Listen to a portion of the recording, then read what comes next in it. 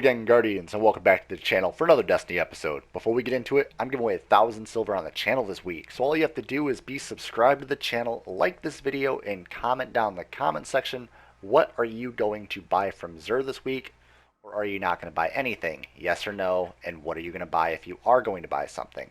Now, supporting the channel, thank you guys so much. I'm proud to say I reached 20,000 subscribers on the channel today.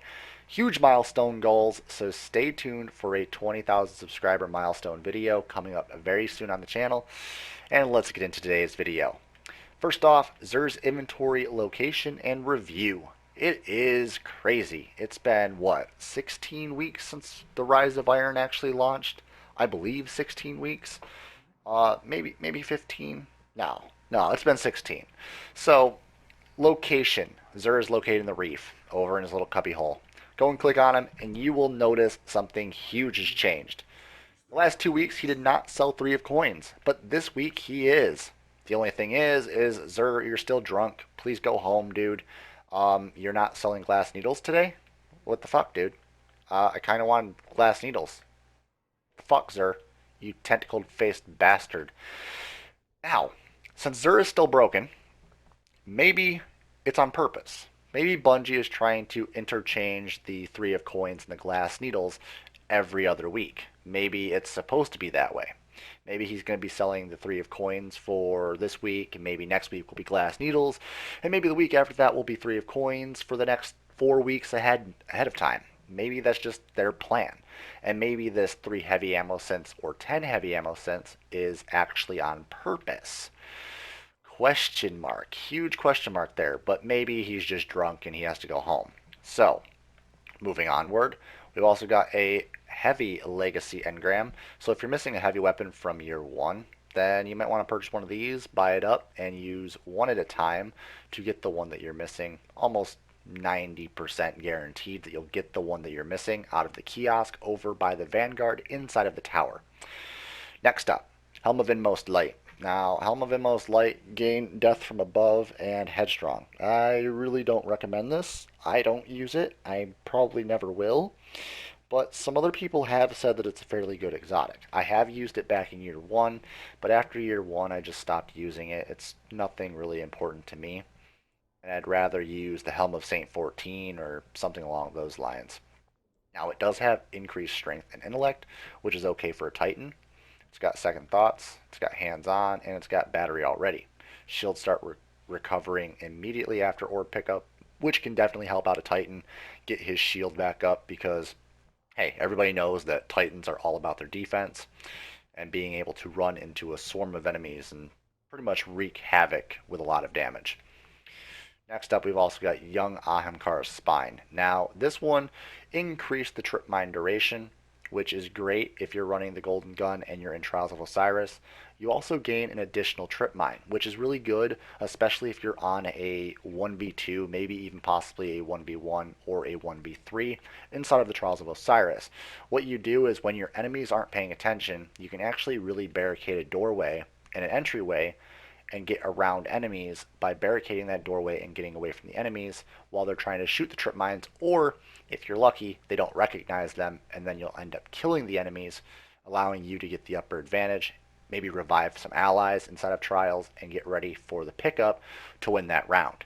Trip mines are very useful if you know how to use them. Also, this has pulse rifle ammunition reload speed, which is great. Pulse rifle reloader is really good for trials because you can use the Outbreak Prime, which is an exotic pulse rifle from the Wrath of the Machine raid quest. That actually allows you to use a pulse rifle with special perks that is just like the Hawk Saltier. And you can also use the Grasp of Malik. You can use a bunch of the other stuff like the Blind Perdition or Blind Cancer. And honestly, those pulse rifles are great, especially in this meta. The cool thing is you've also got Intellect and you've got Discipline, which are my 2 favorite roles on any set of armor.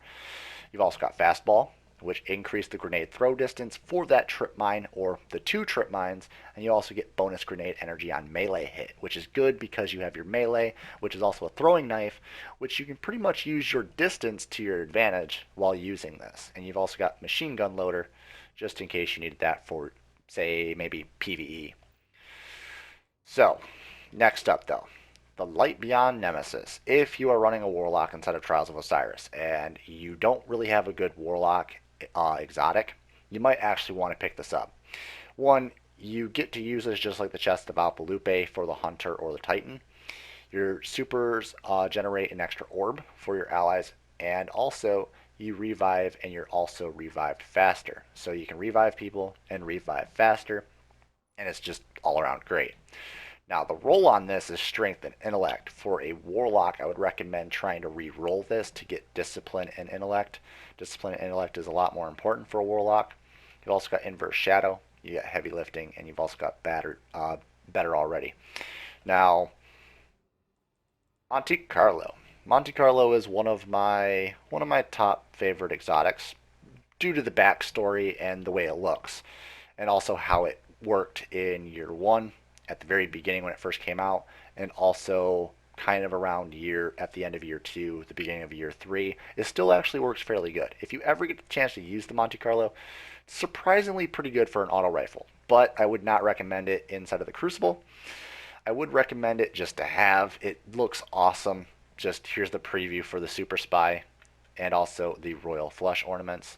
Royal Flush, my personal favorite, but I will say that Super Spy black and red looks fantastic. And this has a Monte Carlo method. Dealing damage with this weapon reduces your melee cooldown and grants a chance to fully charge your melee ability with each kill. So you can actually use this with a Warlock inside of the Crucible. And if you get a Guardian kill, you have a chance of getting your melee back. If you don't have a huge melee recharge rate, it's really important that you could have the ability to get your melee back instantly just by killing another Guardian. And if you have that chance and that option, remember, Stormcaller Warlock melees are absolutely ridiculous. You can pretty much snipe somebody, so really good to use the Monte Carlo method. It's also got high caliber rounds, which is good for staggering people, and that's very important during this day and age of the meta. And then you've also got hip fire, so it's got better accuracy if you aim from the hip. And you've also got just the aggressive ballistics and the smart drift control, and you also got the CQB ballistics. Now, Field Scout wouldn't use, and Send It I would not use. I would actually run just the whole entire the top row, just all the top perks, and you'll be good to go. Now, you've also got, again, the Exotic Shard, and you've also got the Motive Light. You've also got the Emerald Coil and the Plasma Drive again. So these are back. These are the most common ones, I do believe. The purple and the red one are the rarest. So if you ever see the purple and the red one, make sure that you buy them. They are rare. They were actually surprisingly sold, or at least the red one was sold last week and the week before. Very, very rare chance, but if it does pop up, you might want to buy it to turn your blue sparrows into legendaries. Now, what should you buy this week? We went over everything, so what should you buy? Well, heavy ammo sense is always good. 3 of coins you might want to buy before they disappear again, because if they do disappear, well, hey, you're out of 3 of coins, and you might have to wait for the Nightfall to have a chance at earning some of them, like I did last Nightfall. And also, if you need to level up some gear really quick, Motes of Light are really good. And also remember, the heavy ammo sense are good for PvE, but you can also use them to level up factions like the Vanguard, or you can level up the New Monarchy, Future War Cult, and Dead Orbit, and you can actually turn in heavy ammo sense as a cheaper currency to level up your factions. Next up, out of the exotics, I would recommend getting the Young Ahamkar's Spine and the Light Beyond Nemesis. Anything else is pretty much to your preference on whether you need it or not, but I do recommend these two right here. And there you have it, Guardians. That's all the information.